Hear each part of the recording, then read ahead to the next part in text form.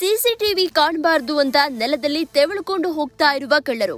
ಮನೆ ಕೆಲಸಗಾರ ಹಾಗೂ ಡ್ರೈವರ್ನಿಂದಲೇ ಉದ್ಯಮಿ ಮನೆಯಲ್ಲಿ ಕಳ್ಳತನ ನಡೆದಿದೆ.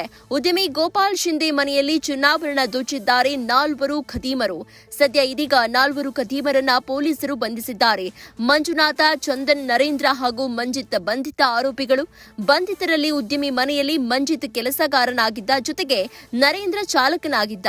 ಉದ್ಯಮಿ ಮನೆ ಕಳ್ಳತನಕ್ಕೆ 3 ತಿಂಗಳ ಹಿಂದೆಯೇ ಪ್ಲಾನ್ ಅನ್ನ ಮಾಡಲಾಗಿತ್ತು. ಪ್ಲಾನ್ ಸಕ್ಸಸ್ ಆದ್ರೆ ಧರ್ಮಸ್ಥಳ ಮಂಜುನಾಥನ ಸನ್ನಿಧಿಗೆ ಬರೋದಾಗಿ ಹರಕೆಯನ್ನ ಕೂಡ ಹೇಳ್ಕೊಂಡಿದ್ರು. ಹರಕೆಯಂತೆ ಕಳ್ಳತನ ಬಳಿಕ ಮಂಜುನಾಥನ ದರ್ಶನ ಮಾಡಿದ್ದಾರೆ ಆರೋಪಿಗಳು. ಜೀವನದಲ್ಲಿ ಒಂದೇ ಒಂದು ಕಳ್ಳತನ ಮಾಡಿ ಲೈಫ್ ಸೆಟಲ್ ಆಗೋ ಪ್ಲಾನ್ ಅನ್ನ ಮಾಡ್ಕೊಂಡಿದ್ರು.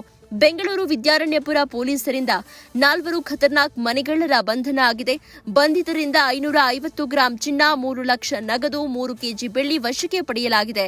ಉದ್ಯಮಿ ಗೋಪಾಲ್ ಶಿಂದೆ ಎನ್ನುವರ ಮನೆಯಲ್ಲಿ ಕಳ್ಳತನ ಆಗಿದ್ದು, ಲಕ್ಷ್ಮೀಪುರ ಕ್ರಾಸ್ ಬಳಿಯ ಡೊನಾಟಾ ಕೌಂಟಿ ಎಂಬ ವಿಲ್ಲಾದಲ್ಲಿ ಇವರು ಕಳ್ಳತನ ಮಾಡಿದ್ದಾರೆ. ಕಳೆದ ಡಿಸೆಂಬರ್ 24ರಂದು ನಡೆದ ಪ್ರಕರಣ ಇದೀಗ ಬೆಳಕಿಗೆ ಬಂದಿದ್ದು, ಇಬ್ಬರು ಆರೋಪಿಗಳು ಸಹಿತ ಇನ್ನಿಬ್ಬರು ಆತರಿಗೆ ಸಹಾಯ ಮಾಡಿದವರನ್ನ ಸೇರಿ 4ರನ್ನ ಇದೀಗ ಒಟ್ಟಾರೆಯಾಗಿ ಪೊಲೀಸರು ಬಂಧಿಸಿದ್ದಾರೆ.